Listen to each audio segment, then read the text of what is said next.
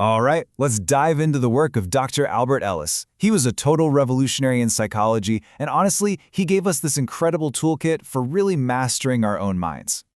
So let's kick things off with a question that, it really gets to the core of our emotional lives. Think about it for a second. The exact same setback, getting stuck in traffic, receiving some criticism, making a mistake at work. Why is it that some people can just shrug it off, while for others it's an absolute catastrophe? What's going on there?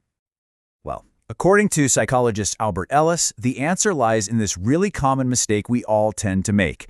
We think we know what makes us upset, but we might be pointing the finger in the wrong direction entirely. Yeah, most of us, we live by this simple formula, right? A happens, so I feel B.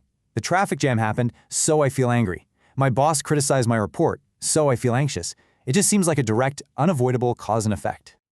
But this is where it gets really interesting. A psychologist came along, looked at that simple formula, and dared to ask, wait a second, what if that's just not true?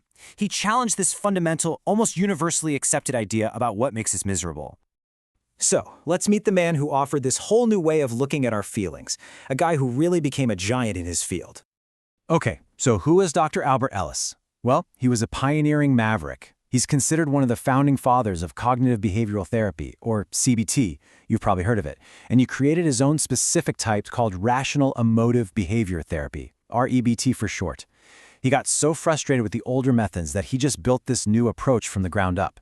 And get this is pretty wild. In a 1982 survey, his peers, other psychologists, voted him more influential than Sigmund Freud. Yeah, more than Freud. Now, Ellis didn't just pull this idea out of thin air. He was a huge fan of ancient Stoic philosophy, and he was really influenced by this powerful insight from Epictetus. The idea is, the problem isn't the thing that happens, it's what we think about the thing. It's our judgment. So here it is, the crucial point. An event happens, sure, but then we filter that event through a belief we hold, and that belief is what truly causes our emotional consequence. You can think of the belief as the middleman, standing right between the event and how we end up feeling. So, where does it all go wrong? Well, Ellis didn't just stop with the theory. He went on to identify the specific thought patterns, the villains, if you will, that pour fuel on the fire of our negative emotions. He called these irrational beliefs, or thought traps. They're these demanding, rigid, and frankly illogical rules that a lot of us unconsciously live by. As we go through a few of these, see if you can spot yourself. See if any of them sound familiar. Just look at the difference here. On one side, you've got this immense pressure of perfectionism. I must be perfect. That's a recipe for constant anxiety. But on the other side, the rational alternative isn't about giving up or not caring. It's about preferring to do well, while also accepting that you're human. It's a game-changing shift from a demand to a preference. Come on, be honest. Does that demanding inner voice, the one that says, I must be perfect, does that ever show up in your life? For a lot of us, it's like a constant companion, isn't it? Oh, here's another huge one, this desperate need for approval. The irrational belief says that being loved isn't just nice, it's a dire necessity, like it's oxygen. But the rational view just flips this whole thing on its head. It says, hey, focus on what you can actually control, your own self-respect and the love you give out to the world, not on demanding love back. And this gets right to the core of the whole idea. The irrational belief makes us a victim, right? Misery is something that's done to us. But the rational alternative, it's so empowering. It says, yeah, things might be unfortunate, but my misery is largely caused by the view I'm taking. It puts the power right back in your hands. So, okay, if these thoughts are the problem, we're not just stuck with them. The good news is, Ellis gave us a really powerful and practical tool to actually fight back against these mental habits. He called this whole process disputing. And it's a simple but super effective 3-step process. Okay, so first, you have to catch the thought. What am I actually telling myself right now?